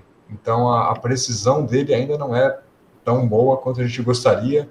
Se eu fosse tentar usar, se a gente fosse fazer um cálculo para prever se um asteroide vai cair na Terra ou não nos próximos 10 anos, o Verlet não é adequado, tá? A incerteza dele, vocês estão vendo que Você pode medir a incerteza do método por essas oscilações. Eu mandei um paper para o Hélio e para o Jason, de 2017, que testa exatamente esse gráfico aí. Ele não chama de DADT, ele faz um gráfico do momento angular, da LZ, mas é a mesma coisa, né? A área é constante porque o momento angular é constante. Então lá ele faz o gráfico do momento angular e lá ele mostra as oscilações. Só que aqui as oscilações que o Hélio e o Jason estão vendo são oscilações de mais ou menos 2% em torno do valor médio. Isso. E nesse paper, que usa um método de integração muito mais preciso do que o Verlet, É 10 a menos 12. É 10 a menos 12. É muito pequeno. É nulo, né, praticamente. Não é. Depende, né? Se você quer prever se um asteroide vai cair na Terra... Não, sim. É bom, né? Talvez você queira uma precisão um pouco maior. Com certeza. Mas depois eu vou pegar os valores reais, em quilômetro, tudo em quilo, né? Certinho, vou rodar para ver como que... Se for atrás mesmo da literatura, você encontra uma tabela de parâmetros mais adequados do que os chutes iniciais. Eu acho que a NASA deve ter, com certeza, no site tem alguma coisa. Tava dando uma olhada. Se a gente escrever ele em coordenadas polares, também melhora, né, a precisão. Melhora, mas não precisa. Esse algoritmo aí do paper que eu te falei está em cartesianas. Mas já foi lá para 10 a menos 12. Acho que no final o que mais importa é o método de integração. Porque coordenadas polares vai ser prático para você simular um planeta. mas para simular vários, eu acho que é melhor cartesiano. Tá? Sim. Senão você vai se enrolar quando você tiver vários planetas em coordenadas polares. Mas é isso, eu estava falando só para o Jason que o Johnny, muitos anos atrás, quando fez o curso comigo, ele não fez as estimativas, ele foi atrás do site da NASA e achou os números certinhos lá para dar um chute inicial um pouco melhor. Mas é a mesma coisa, as oscilações vão continuar, que as oscilações são falhas do método Verlet, só que vão oscilar mais perto do valor correto. Ok? Ok. Ok. Beleza, uma outra coisa, bom, semana que vem a gente continua o curso, depois a gente, vou parar por aqui para não atrasar muita gente. Eu vou usar o código de vocês como exemplo depois para a gente aprender a usar o Cython, que é compilar o código Python para ele ser mais eficiente. Então, guardem o código com carinho, que eu vou precisar dele daqui a algumas aulas, tá? Beleza, tá salvo. Beleza, professor. Beleza, gente. Então, estamos tarde, já passando do horário. A gente continua semana que vem, então, tá? Beleza, então. Obrigado. Abraço, gente. Galera, valeu, professor. Até mais. Valeu. Até mais. Até. Gente. Tchau. Tchau.